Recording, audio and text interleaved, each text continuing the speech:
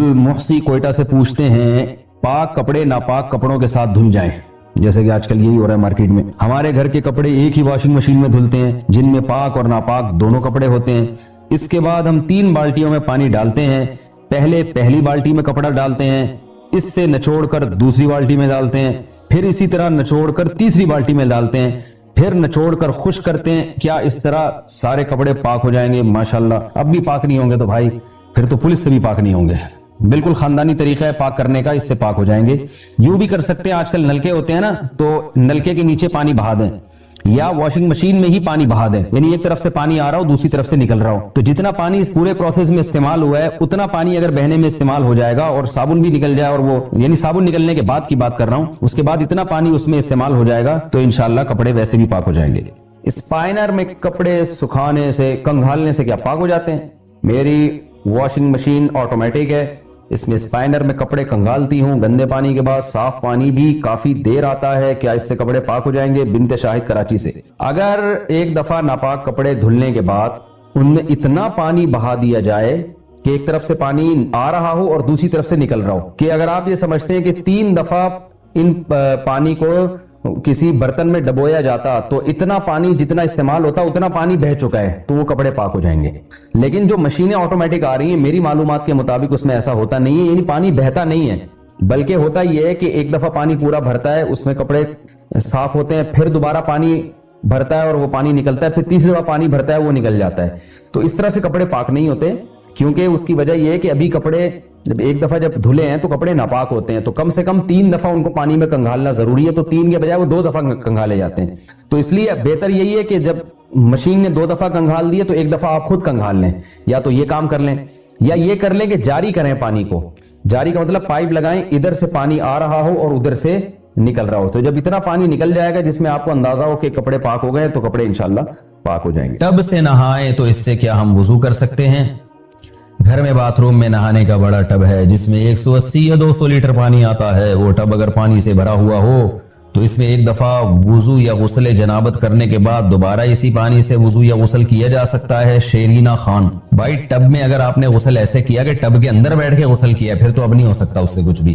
تو ہاں، اگر ٹب سے ایسے پانی لے لے کے اپنے اوپر ڈالتے رہے ہیں جیسے مگے سے، جو تمیز سے اسی طرح ہی نہایا جاتا ہے کہ ٹب کے اندر بیٹھ کے نہیں نہایا جاتا، بلکہ ٹب سے پانی لے کے جو ہے وہ اپنے اوپر ڈال رہے ہیں، تو پھر تو اس ٹب سے آپ انہیں غسل بھی کیا، جو پانی بچ جائے وضو بھی کریں یا پہلے وضو کر لیں. ویسے غسل کے بعد وضو کی ضرورت نہیں ہوتی، لیکن سنت غسل یہی ہے کہ پہلے وضو کریں پھر غسل کریں. اور اگر جاری ٹب ہے اس کے اندر بیٹھ گئے اور نلکا کھول کے پانی اس سے نکل کے جا رہا ہے، آپ نہا رہے ہیں اور پانی بہ رہا ہے، تو پھر اس میں غسل بھی جائز ہے اور اسی میں وضو بھی جائز ہے. بالٹی میں کپڑے کیسے پاک کریں؟ بالٹی میں ناپاک کپڑے پاک کرنے کا طریقہ بتا دیں. نیز اگر نجاست معلوم نہ ہو کہ کہاں لگی ہو، نہ نشان ہو، تو کیا حکم ہوگا؟ عرفان شکور دبئی سے. دیکھو، پہلے جہاں نجاست لگی ہے اس جگہ کو دھو کے صاف کریں، اور اگر پتہ ہی نہیں چل رہا تو اندازے سے دھو لیں کہ اس جگہ شاید لگی ہوئی ہو. اندازے سے بھی دھو لیں گے، اللہ قبول کر لے گا انشاءاللہ. باقی یہ کہ بالٹیوں میں پانی، بالٹی میں تو جب کپڑے ڈالے جائیں ان کو اچھی طرح رگڑا جائے، اور پھر کم سے کم 3 دفعہ، جو پہلے یعنی جب تھوڑا صابن نکل گیا نا اس کے بعد کم سے کم 3 دفعہ بالٹی میں کپڑا ڈال کے نیا پانی لے کے نچوڑا جائے. یعنی کپڑے بالٹی میں ڈال دیے، پھر سب کپڑوں کو نچوڑیں، پھر دوبارہ پانی میں ڈال دیں، یعنی بالٹی میں پانی بھرا ہوا نیا پانی اس میں کپڑے ڈال دیں، پھر کپڑے نکال کے اچھی طرح نچوڑیں، پھر تیسری دفعہ بالٹی کو پانی سے بھریں، اس میں کپڑے ڈال دیں اور پھر اچھی طرح نچوڑیں. تو اس طرح سے پاک ہو جائیں گے. لیکن آج کل تو بالٹیوں میں دھونے کا رواج نہیں ہے، واشنگ مشینوں میں دھلتے ہیں، اور کپڑے ویسے بھی لوگ نیچے دھو رہے ہوتے ہیں بیٹھ کے، پھر آخر میں بالٹیوں میں ڈالتے ہیں اس کو. تو خلاصہ یہ کہ کپڑے میں اگر گندگی کے نجاست کا جو نشان ہے یا بدبو آپ نے اگر ختم کر دی ہے نا، تو پھر 3 دفعہ اس طرح سے پانی میں ڈال کے کنگھالیں گے تو کپڑے آپ کے پاک ہو جائیں گے. اور ایک اور آسان طریقہ ہے کہ پہلے کپڑے اچھی طرح دھو لیں، پھر بالٹی میں کپڑے ڈالیں اور نلکے کا پانی کھول دیں. تو جب بالٹی کا پانی نکل کے بہنا شروع کر دے گا نا تو وہ جاری پانی ہو جائے گا، تو بھی کپڑے پاک ہو جائیں گے. قبضے کی زمین پر مسجد اور نماز کا حکم. قبضے کی زمین پر بنی ہوئی مسجد میں نماز پڑھنے کا کیا حکم ہے؟ ریاض فیروزی. قبضے کی زمین پر مسجد بنانا بھی حرام ہے، اور اگر مسجد بن گئی تو اس میں نماز پڑھنا بھی جائز نہیں ہے. کسی نے نماز پڑھ لی تو وہ واجب الاعادہ ہے، اس نماز کو دوبارہ لوٹانا واجب ہے اگر کسی کے ذاتی جگہ پہ کسی نے قبضہ کیا ہے. مدی نکلنے کے احکام. اگر مدی کپڑے پر لگ جائے تو کیا کپڑا ناپاک ہو جائے گا؟ کتنی مقدار لگنے سے ناپاک ہوگا؟ اور کپڑے کو پاک کرنے کے لیے کیا طریقہ ہوگا؟ کیا مدی نکلنے سے وضو ٹوٹ جاتا ہے؟ محمد قربان انڈیا سے. مدی اس ٹرانسپیرنٹ پانی کو کہتے ہیں جو ہے جب کسی مرد کو خواہش یا شہوت پیدا ہوتی ہے تو جو پانی نکلتا ہے تو اس کو مدی کہا جاتا ہے. ایک تو بالکل وائٹ پانی ہوتا ہے جو ڈسچارج ہونے کے وقت نکلتا ہے, وہ اس سے تو غسل فرض ہو جاتا ہے. جو مزی ہے اس سے وضو ٹوٹ جاتا ہے. اور باقی وہ کپڑے پہ لگ جائے تو ایک دو قطرے اگر لگے ہیں تو وہ تو معاف ہے, تھوڑی بہت نجاست معاف ہوتی ہے. لیکن اگر ہتھیلی کی گہرائی کے برابر جو 5 روپے کا سکہ ہے نا, تو اس کے برابر اگر وہ مزی پھیل گئی ہے یا مختلف تھوڑی تھوڑی شلوار پہ یا جسم پہ کہیں لگ گئی ہے اور خیال یہ کہ اتنی ہو گئی ہوگی, تو اس کو دھونا پھر لازم ہے, دھوئے بغیر نماز نہیں ہوگی. لیکن دھونے کا طریقہ آسان ہے. حدیث میں غسل خفیف کا حکم ہے, یعنی معمولی سا دھو ڈالنا بھی کافی ہے. تو ہلکا سا دھو دیں گے تو کپڑا پاک ہو جائے گا. عمر صاحب لاہور سے, میں اپنے گندے ناپاک کپڑے دوسرے کپڑوں کے ساتھ دھوتا رہا, اب مجھے پتا چلا تو توبہ کر لی. اب کیا صرف کپڑے پاک کروں جن کے 100% ناپاک ہونے کا یقین ہے, سارے کپڑے ناپاک ہیں؟ کیا مطلب؟ تو اب کیا صرف کپڑے پاک کروں جن کے 100% ناپاک ہونے کا یقین ہے, یا سارے کپڑے ناپاک ہیں؟ ہائے ہائے ہائے, کیا کرتے رہے ہو میرے بھائی, ٹینشن میں ہمیں ڈال دیا آپ نے. دیکھو, جب 100% جن کپڑوں کے ناپاک ہونے کا یقین ہے ان کپڑوں کے ساتھ آپ پاک کپڑے دھوتے رہے, دھونے کا اسٹائل اگر ایسے تھا کہ آپ وہاں کے کسی مفتی سے پوچھ لیں کس طرح سے دھوتے رہے ہیں, آپ لاہور میں جا کے پوچھ لیں. اب مجھے نہیں, آپ نے یہ تو نہیں بتایا کیسے دھوتے رہے. تو اگر اس طرح سے دھوئے ہیں کہ وہ سارے ہی کپڑے ناپاک کر دیے آپ نے اور 100% ان کے ناپاک ہونے کا یقین ہے, تو پھر تو جو نمازیں آپ نے پڑھی ہیں وہ دہرانی پڑیں گی. لیکن اگر اس طرح نہیں ہے, کنفیوژن ہے کہ پتہ نہیں وہ پاک رہے یا نہیں ناپاک ہوئے, تو پھر جن کپڑوں کے 100% ناپاک ہونے کا یقین ہے ان کپڑوں کو پہن کے جو آپ نے نمازیں پڑھی وہ تو لوٹانی پڑیں گی. جہاں کنفیوژن والا مسئلہ ہے تو وہ پھر چھوڑ دیں, اللہ تعالیٰ معاف کرنے والا ہے. آئندہ کے لیے آپ احتیاط کریں. بہتر یہی ہے کہ آپ نے پاک کس طرح سے کریں وہ طریقہ آپ بتائیں گے تو پھر آگے جواب دینا ممکن ہوگا. ایسے مبہم سا سوال ہے نا, تو اس لیے جواب دینا میرے لیے مشکل ہے. وتر کی تیسری رکعت میں سورت پڑھنے کے بعد درود شریف پڑھ سکتے ہیں؟ جی پڑھ سکتے ہیں. وتر کی تیسری رکعت میں جب بھی کوئی دعا پڑھی جائے نا تو دعا کا موقع ہے وہ, تو اس میں بہتر ہے اللہم انا نستعینک ونستغفرک, یہ دعا پڑھ لیں. اس کے بعد اگر اللہم اہدنا فیمن ہدیت پڑھنا چاہیں وہ بھی پڑھ سکتے ہیں, اور کوئی بھی دعا پڑھ سکتے ہیں. تو درود شریف بھی درود شریف کی دعا ہے تو وہ بھی پڑھ سکتے ہیں. اگر جماعت سے نماز پڑھتے ہوئے بیچ میں وضو ٹوٹ جائے تو باہر کیسے نکلیں؟ پیچھے کافی لوگ ہوتے ہیں, ان کی نماز میں خلل آئے گا, آنے دیں, نکل جائیں آپ.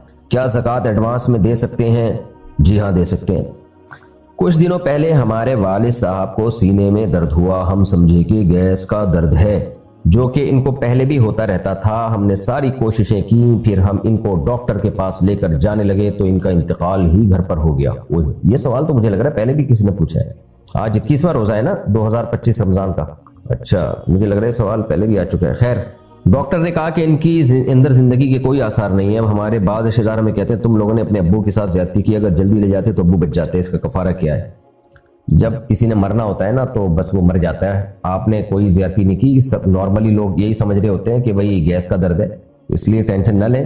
ہاں باقی یہ ہے کہ جب والدین کی عمر ہو جائے, حد زیادہ ہو جائے, تو ویسے ہی ان کی چھوٹی باتوں کو بھی سیریس لے لینا چاہیے, کیونکہ اب ظاہر والد صاحب ہیں تو اب سینے میں درد ہو رہا ہے تو احتیاط کا تقاضا یہی تھا, فوراً ڈاکٹر سے رابطہ کرتے.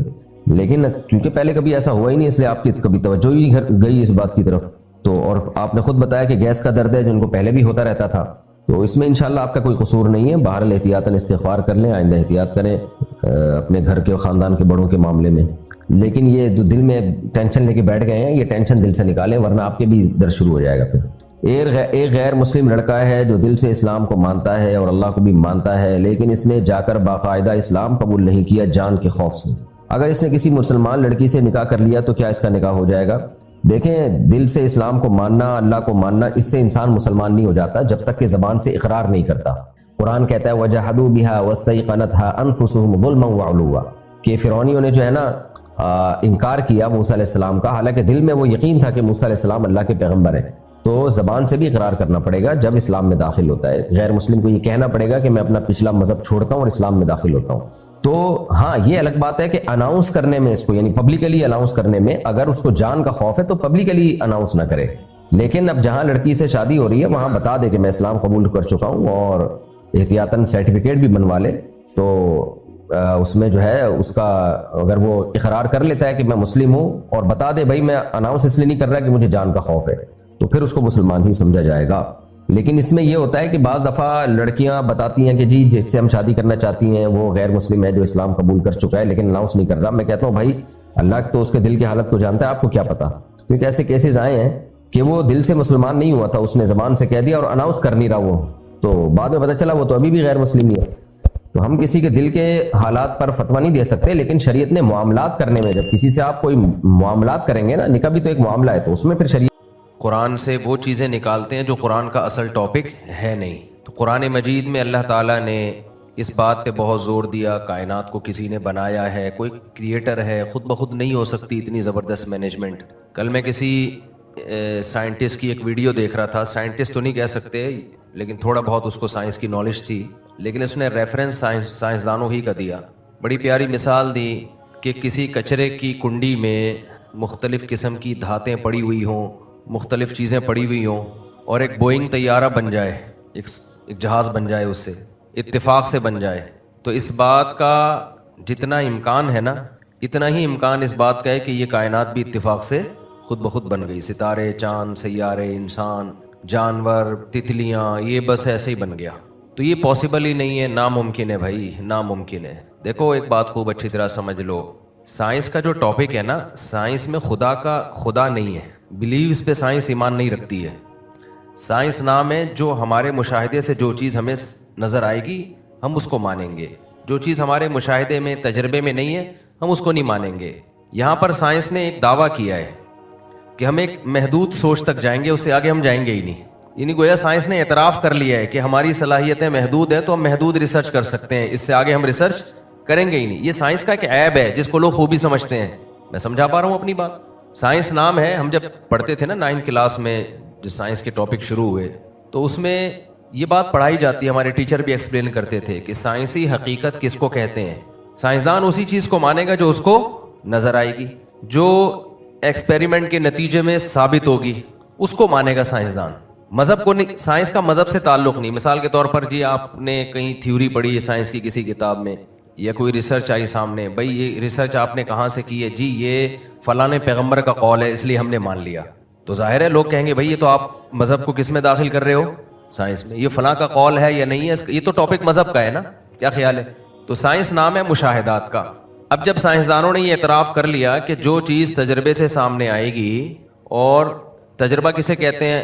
آنکھوں سے آپ نے کوئی چیز دیکھی ہو، کانوں سے آپ نے کوئی چیز سنی ہو، یا محسوس کی ہو، آپ نے کسی چیز پہ ہاتھ لگایا، آپ کو محسوس ہوا یہ گرم ہے، ایک خاص درجے کا اس کا ٹیمپریچر ہے۔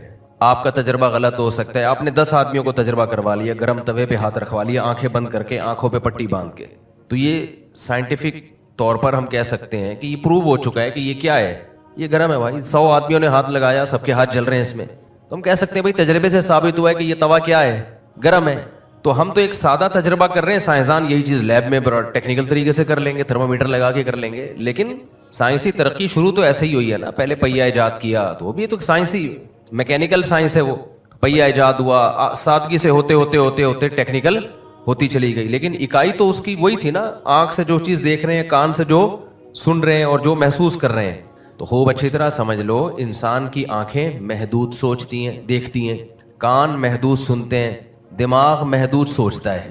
تو جب ہم نے مان لیا کہ سائنس جو چیزیں مشاہدے پر آ رہی ہیں، جو چیزیں ہم دیکھ رہے ہیں، سن رہے ہیں، اس سے زیادہ آگے جا نہیں سکتی۔ اب مثال کے طور پر جو گلیکسیز دریافت ہوئی ہیں، جو کہکشائیں دریافت ہوئی ہیں، یہ وہی تو ہیں جو خوردبین سے دیکھ لی گئی ہیں، کچھ دیکھی ہیں، کچھ کو قیاس کیا ہے۔ اس سے آگے جا سکتے ہیں؟ ہو سکتا ہے 20 کائنات اس جیسی اور ہوں۔ تو محدود علم، محدود، اس میں سائنسدانوں نے اعتراف کر لیا ہے کہ بھئی سائنس کیا ہے؟ محدود علم کا نام ہے، محدود نالج کا۔ یہی وجہ ہے کہ سائنس میں ترقی ہوتی رہتی ہے۔ ترقی اسی چیز میں ہوتی ہے جو تنزل کا شکار ہو نا، کیا خیال ہے بھائی؟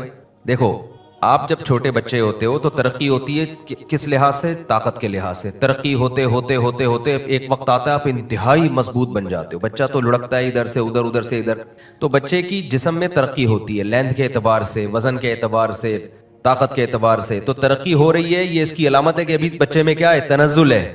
ایک وقت جا کے جب انسان اپنی صحت کی انتہا کو پہنچتا ہے تو یہ ترقی रुक जाती है। जब रुकेगी ना जिस स्टेप पे, हम ये कहेंगे ये उरूज है।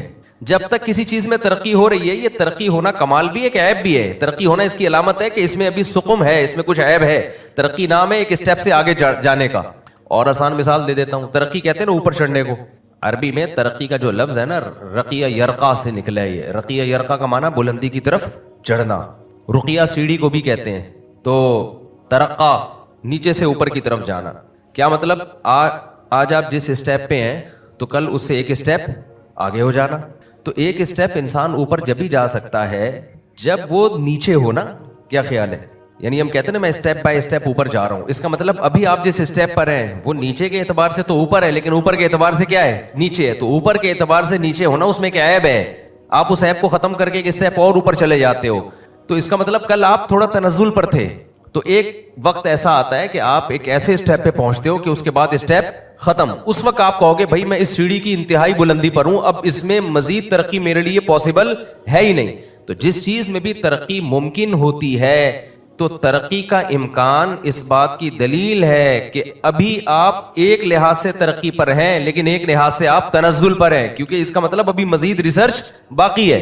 तो हर चीज में रिसर्च हो रही है। मेडिकल साइंस में भी कहते हैं जदीद तहकीक।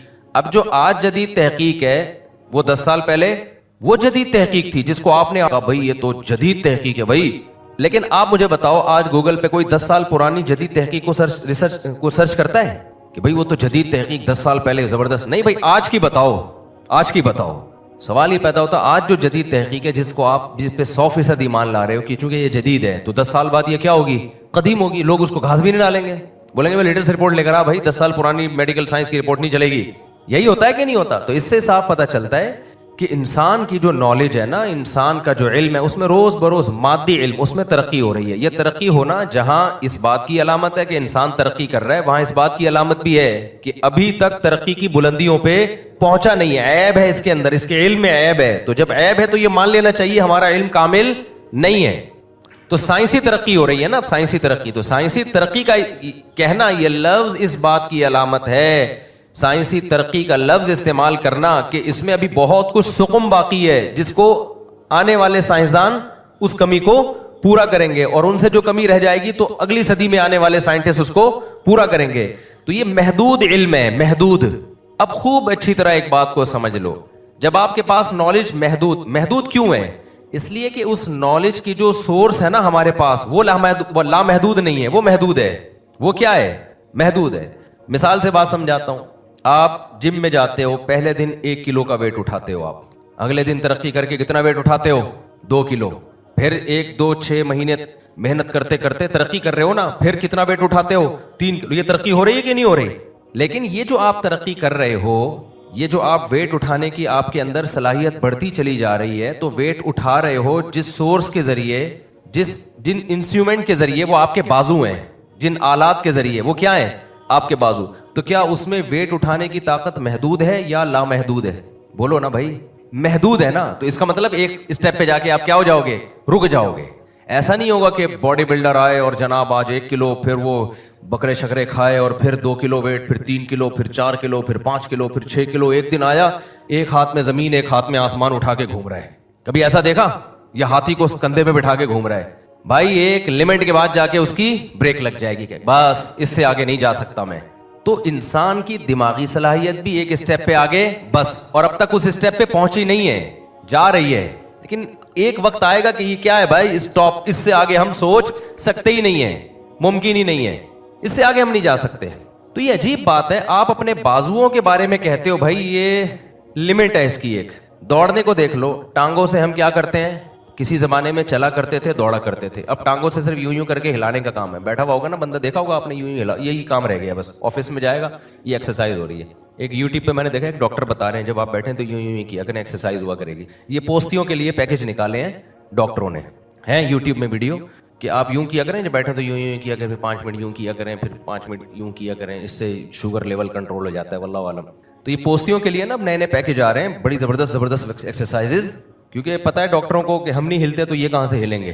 तो हम बचपन में ना, हम स्कूल में जाते थे तो हमारी टीचर हमें कहती थी यूं गर्दन यूं घुमाओ, फिर यूं घुमाओ, फिर यूं घुमाओ, फिर यूं घुमाओ, इससे गर्दन के मोहरे ठीक होंगे। یعنی ایکسرسائز ہوگی. ہمیں ہنسی آتی تھی, ابے ہم تو سارا دن گھماتے رہتے ہیں بھائی, کیا خیال ہے, یہ تو ممی ڈیڈی والے بچوں کے لیے ہے. ہم تو بادام توڑ رہے ہیں تو گردن یوں کیا پورا الٹ جاتے تھے ہم بادام کے, جب درخت سے بادام توڑتے تھے نا پتھر مارنے کے لیے, اور جب ہم چلتے تھے تو کلابازیاں کھا رہے ہوتے تھے, گھر میں بہن بھائیوں میں لڑائی ہو رہی ہے, جیسے بچے نہیں اٹھا کے ایک دوسرے پٹک رہے ہوتے, بھاگ رہے ہیں تکڑ تکڑ دوڑ رہے ہیں, تو ہمیں بڑا عجیب لگتا تھا. صبح صبح جو اسمبلی ہوتی ہے نا اس میں یوں کرو پھر یوں کرو, ہمیں کہا کہ یار مذاق بنایا ہوا یار.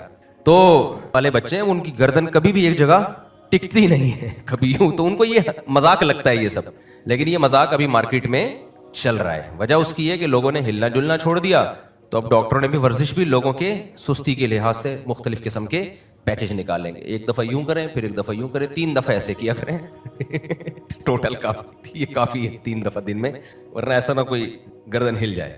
تو اب دیکھو یہ بات تو ہم مانتے ہیں کہ ہمارے پاؤں میں چلنے کی طاقت محدود, اگر کوئی چلتا رہے روزانہ اس کی واکنگ کی جو صلاحیت ہے بڑھتی چلی جائے گی. ایسا ہی ہے نا, دوڑے گا تو دوڑنے کی صلاحیت بڑھتی, لیکن کیا بڑھتی چلی جائے گی؟ ایک دن ایسا آئے گا کہ دوڑتے دوڑتے زمین کو گھوم کے پار کر لے, کیا یہ پاسبل ہے؟ بڑھے گی بڑھے گی بڑھے گی بڑھے گی, ایک وقت کے بعد جا کے اس سے آگے بڑھنا ختم. بھائی اس سے زیادہ آپ اس شعیب اختر کا ریکارڈ نہیں توڑ سکتے آپ دوڑنے میں, اور شعیب اختر بھی ریکارڈ توڑنے کے بعد ٹانگیں بھی توڑوا بیٹھا بیچارہ, یعنی اب تو سنا ہے گھٹنے کام ہی نہیں کر رہے اس کے, واللہ عالم. تو ایک حد تک ہر چیز محدود ہے اور بہت تھوڑی ہے وہ, یعنی اتنی محدود ہے کہ بہت ہی یعنی کمزور ہے انسان. آپ بھاگو گے دوڑو گے 20 منٹ تک کنٹینیو دوڑ سکتے ہو, آپ اپنا اسٹیمنا بڑھاتے ہو آدھا گھنٹے تک کنٹینیو دوڑو گے, اور اسٹیمنا بڑھاؤ گے, خوراکیں بھی کھاؤ گے, نیند بھی پوری ہوگی, ٹیکے بھی لگا لیے, 1 گھنٹے تک اسپیڈ کے ساتھ دوڑ لو گے نا. ایسے تو فنڈر بہت ہی کم گزرے جو 1 گھنٹے کنٹینیو. ہمارے ایک دوست تھا یا میرا کیمرہ مین تھا, میں نے اس سے بولا کہ میں نے کہا آج میں 20 منٹ 25 منٹ نا مسلسل جاگنگ کی ہے میں بہت تھک گیا تھا, 25 منٹ مسلسل کنٹینیو دوڑتا رہا. تو کہتا ہے میں تو 1 گھنٹہ دوڑا ہوں, 1 گھنٹہ میں دوڑا ہوں. میں حیران ہو گیا, میں نے کہا بڑا یعنی بڑا اسٹیمنا ہے یار, 1 گھنٹہ کنٹینیو, اچھا خاصا ٹینشن والا آپ دوڑ کے دکھائیں پتہ چلے گا.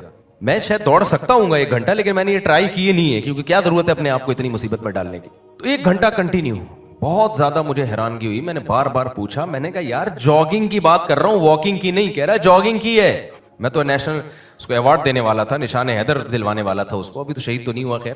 پھر میں نے کہا کیسے دوڑے؟ تو چلنے لگا. کہہ رہا ایسا دوڑا ہوں. تو مجھے پھر پتا چلا اس بیچارے کو دوڑنے کا اردو میں مطلب یہ چلنے کو, اس کو اردو میں کمزوری ہوگی تو چلنے کو دوڑنا کہہ رہا ہے, چلنے کو دوڑنا کہہ رہا ہے. تو آپ 1 گھنٹہ دوڑ لو گے, 1.5 گھنٹہ بس. یہاں آ کے بڑے بڑے ایتھلیٹ بھی آ کے فیل, بولیں گے بھائی اس سے زیادہ نہیں. پھر ان کو کچھ آرام چاہیے, ہلکا دوڑیں گے پھر تیز ہوں گے, ایسے ہلکے پھلکے چلتے ہیں, اسپیڈ کے ساتھ نہیں دوڑ سکتے, ممکن نہیں ہے, مر جائے گا. گھٹنے ہی نہیں ہے نا, وہاں سے اسٹیل کے الگ سے گھٹنے ڈلوانے پڑیں گے اس کو, پھیپڑے اس کو کرائے پہ لینے پڑیں گے 4-5 آدمیوں کے. یہ والے پھیپڑے تھک گئے تو بھائی دوسرے لگا, جیسے گاڑی کے ٹائر چینج ہو رہے ہوتے ہیں نا ریسنگ کار کے, ورنہ پاسبل نہیں ہے نا. تو کتنی گھوڑا اس سے تیز دوڑ لیتا ہے. تو دنیا میں ہی ہمیں مثالیں ملتی ہیں, جانوروں میں بھی, کہ بہت ساری صلاحیتیں اللہ نے جانوروں میں انسان سے زیادہ رکھ دی ہیں. تو خوب اچھی طرح سمجھ لو, آدمی کی نظر کتنی تیز ہو جائے, ایک حد سے زیادہ آگے نہیں دیکھ سکتا.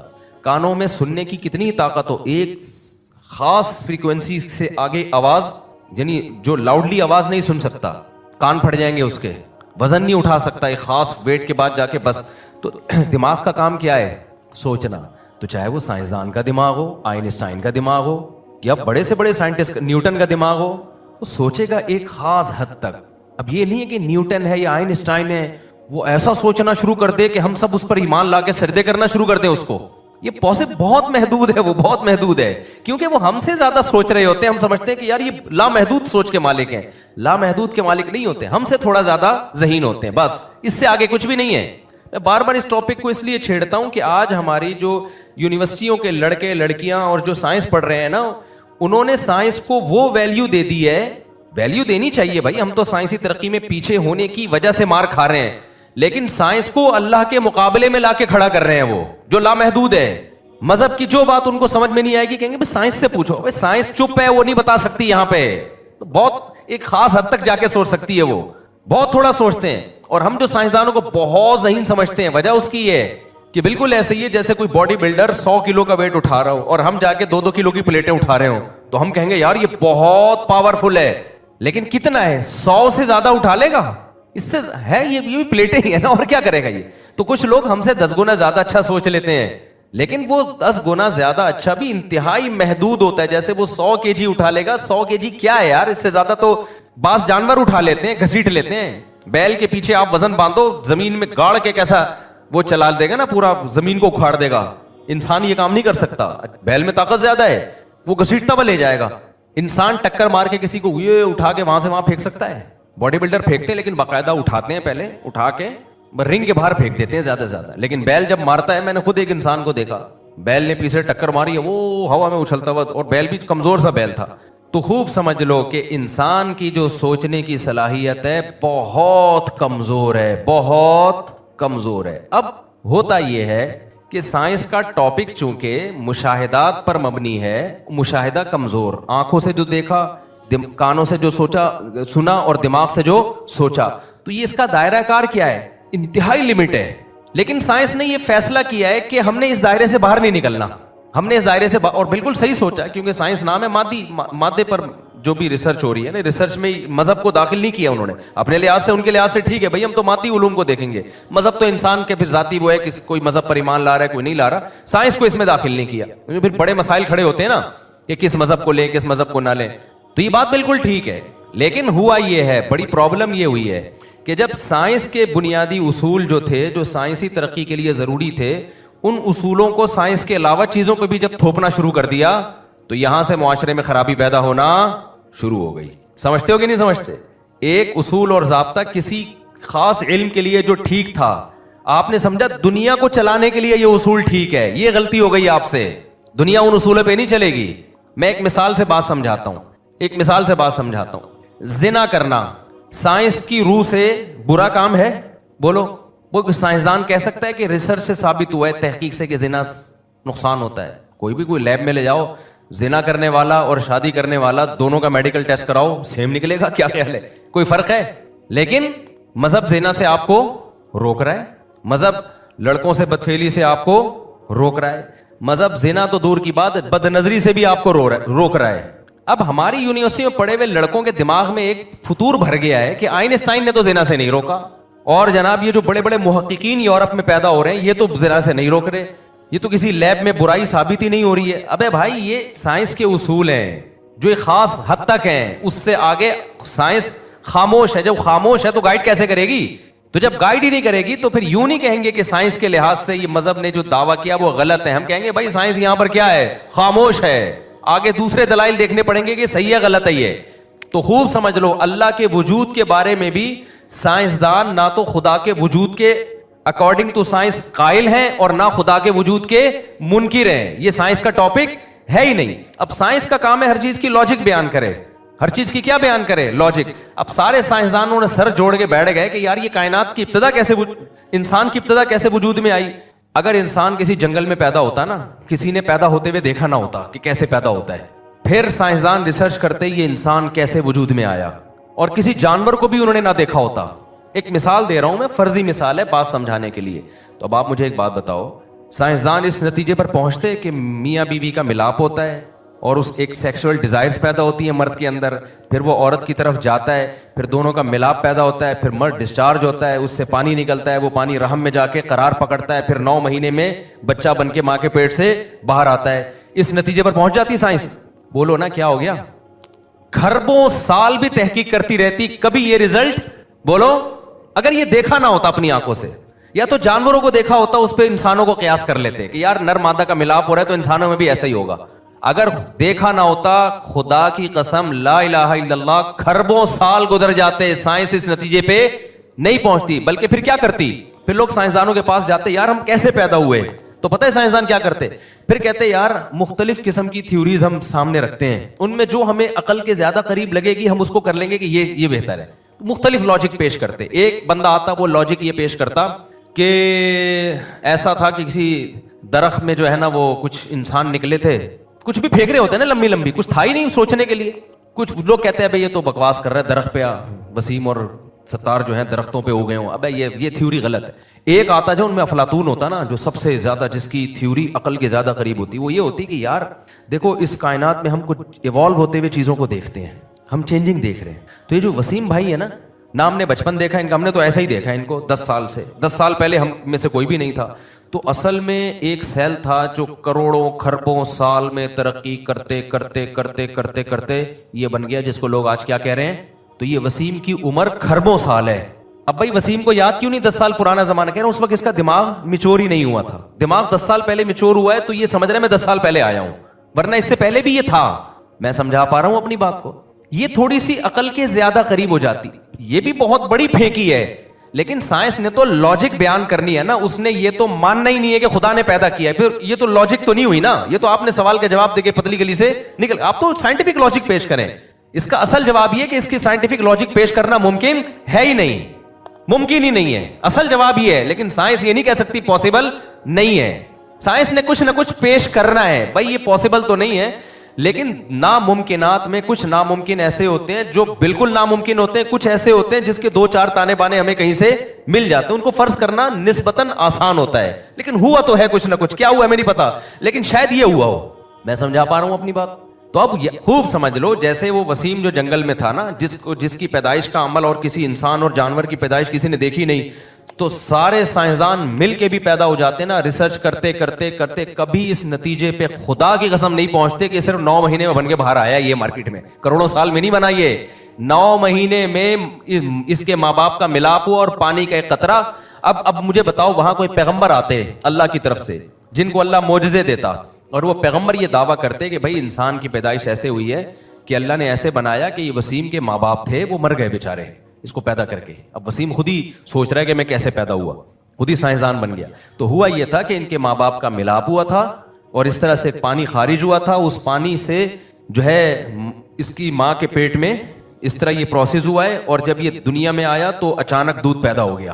خدا کی قسم وہ وسیم اگر سائنسدان ہوگا نا, وہ کہے گا یہ پیغمبر معاذ اللہ نقل کفر, معاذ اللہ جھوٹ بول رہے ہیں. کیونکہ سائنس اس بات کو نہیں مانتی ہے کہ یار ایک پانی ہو اور اتنی جلدی ویسے پانی سے یہ پیدا ہو گیا ہو, اور پانی اس ماں کے رحم میں گیا ہو, اور اس سے آنکھ ناک کان دل دماغ اتنے جلدی یہ سارا پروسیس, اور یہ عجیب اتفاق ہے پیدا ہوتا ہی ماں کی چھاتیوں میں. یہ بھائی بکواس ہے یار, یہ مذہبی لوگوں کی پھینکتے ہیں مذہبی لوگ لمبی لمبی باتیں.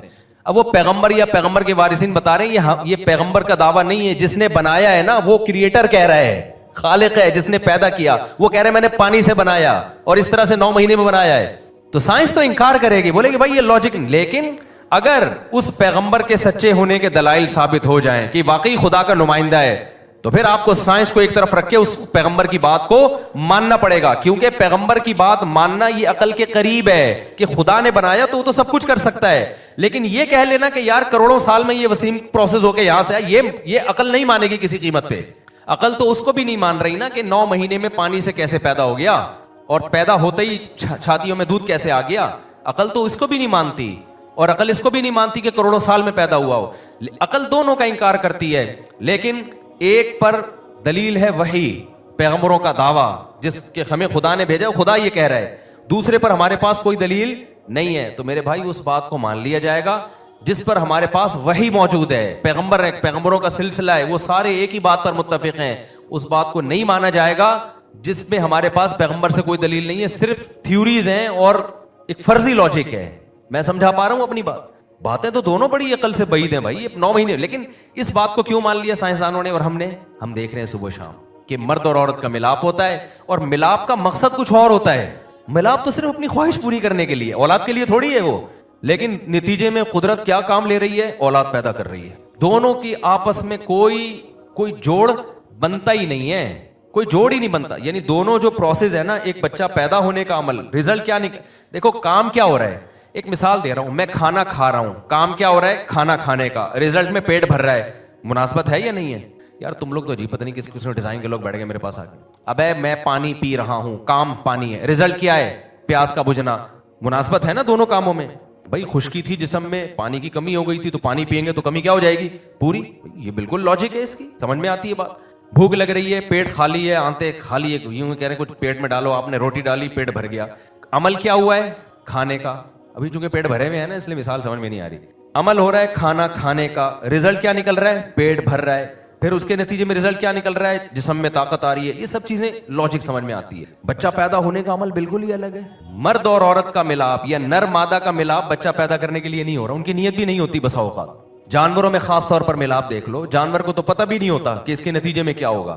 ملاپ ان کا ملاپ بالکل ایک الگ نیت سے ہو رہا ہے, بالکل اس میں کوئی اولاد کا کانسیپٹ ہی نہیں ہے. ان کی ایک شہوت ہے جس کو پوری کرنی ہے, خواہش ہے پوری کرنی ہے, ان کو پوری خواہش ہو رہی ہے, رزلٹ میں نسل بڑھ رہی ہے. ان دونوں میں آپس میں خدا کی قسم کوئی جوڑ نہیں ہے. اس کا مطلب یہ فطرت